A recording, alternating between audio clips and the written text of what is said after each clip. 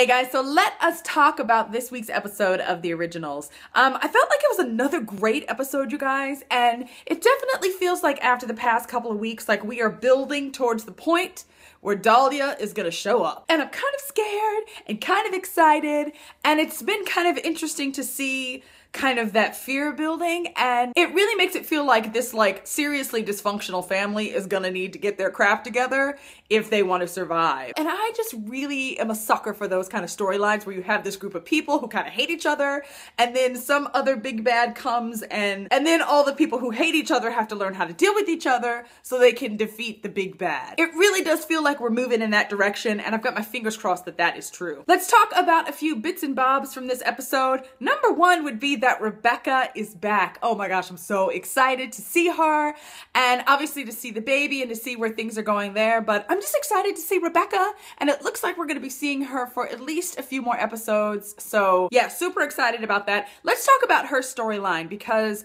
during the episode we get that she really believes that Esther has found her. Once Rebekah believes that her mom has found them, she goes on the run. And Klaus sends Elijah out to help her, right? So let's talk about that whole scene in the diner, right? Because you guys know that I love Elijah. I mean, who doesn't love Elijah? But we also get that recently Elijah has learned a lot about himself, and the red door was definitely present in this episode. We also get that Elijah just woke up last week from the crap that his mom did to him, and we haven't really seen if there are any after effects to that. But boy, did we see those in this episode. So he shows up at this diner to wait for Rebekah. And when she comes in, you know, it's nighttime and you're thinking it's really quiet because there's nobody there but a waitress. But then while Elijah was holding the baby, he just started acting really weird, you guys. And I just all of a sudden got scared. I was scared for Rebekah. I was scared for the baby, because the way he was talking about his mother, it was almost like he was kind of buying into the things that she's been saying to him. Rebekah makes this excuse, right, that she needs to go change the baby, and she heads to the bathroom. And what does she find back in the kitchen of this diner but basically all these dead bodies? So instead of compelling people to leave the diner, Elijah has slaughtered them all. This is very anti-Elijah behavior, and I am very concerned.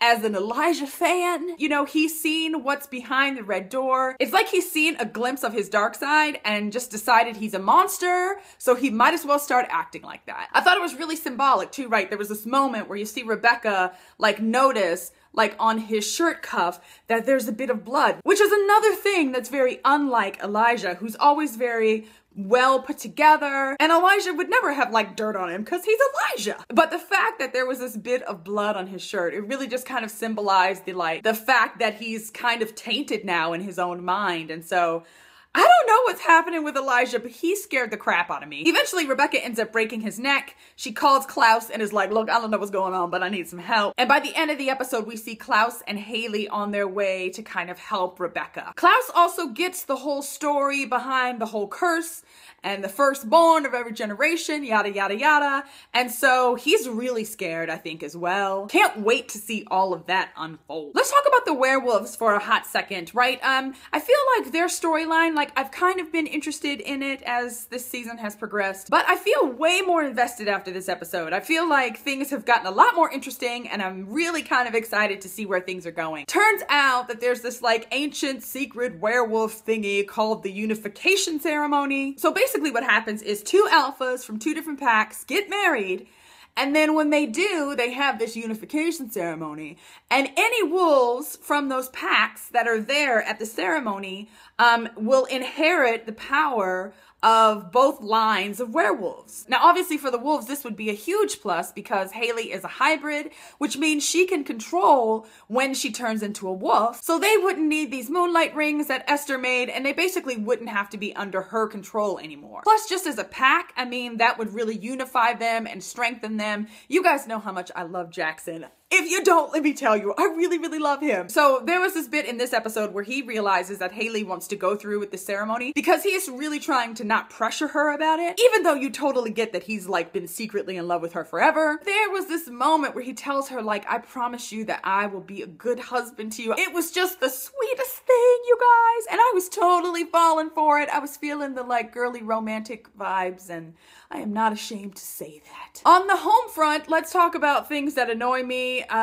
they all boil down to one thing, and that is freaking Davina. Oh my gosh, this girl. And you know, I have to keep reminding myself why she wants to get her like revenge against Klaus, you know, and that Klaus killed the boy she loved who played the violin. So I get it, right? Because Klaus can be kind of a jerk, and he did kill this boy that she loved. So I get why she wants her revenge. It's just that she picks the most inopportune times to try to take her revenge. I do want to say, right, that somebody reminded me in a comment like a couple of reviews ago that Davina is still a teenager and that she acts that way. And not to offend any of you teenagers out there, I mean, we've all been there. I think the idea was just her maturity level to kind of remember that, hey, she's still kind of growing up and trying to figure out who she is and trying to figure out life. And so if she behaves rashly, you know, then that's really should be in character for her. So I have to keep reminding myself of that, you guys, because most of the time I'm just annoyed by her. I was annoyed in this episode because, of course, this is the day she decides that she needs her revenge against Klaus, and so, you know, she does her crap and just, ugh. But she ends up having to back off, right, because of Cammy. Turns out that Esther has been preparing Cammy's body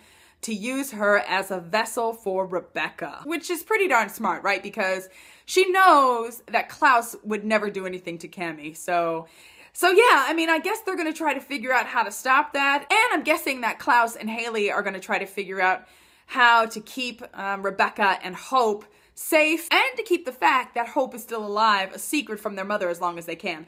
Obviously, Dahlia is going to show up at some point and everybody's going to be in trouble. Can't wait for that, by the way. The other thing I was thinking today, you guys, go with me a little bit here. I was wondering about the sister, Freya, if she's not going to show up at some point as well. I don't know why I didn't think about that until today. My thought is that maybe Freya is still alive. Maybe Dahlia will use her to kind of torment them. I don't know, but I'm kind of excited to meet another Mikaelson. So yeah, we'll see if my little theory is correct. If you have spoilers about that, do not give them to me because I do not do spoilers. Thank you. I love you. Okay, you guys, that is it for me this week. I would love to hear what you guys thought about this episode.